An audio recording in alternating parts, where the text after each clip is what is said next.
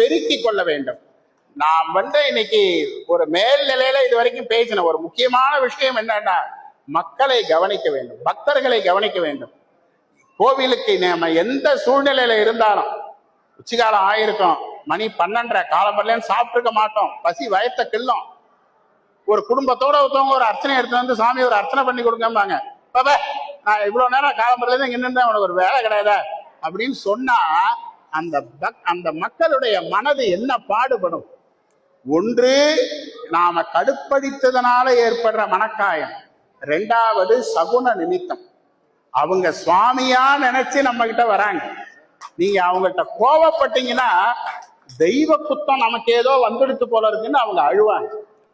எனவே பக்தர்களை நாம அன்போட அவர்களுக்கு பணி செய்ய வேண்டும். நல்லா தெரிஞ்சுங்க, பக்தர்களுக்கு பணி செய்ய வேண்டும். குறிப்பாக இந்த ஜாதி வித்தியாசங்களை எல்லாம் கடந்து கீழ்த்தட்டு மக்களிடத்திலே ஆன்மீகத்தை கொண்டு செல்ல வேண்டும். அது குருக்களுடைய முக்கியமான கடமை.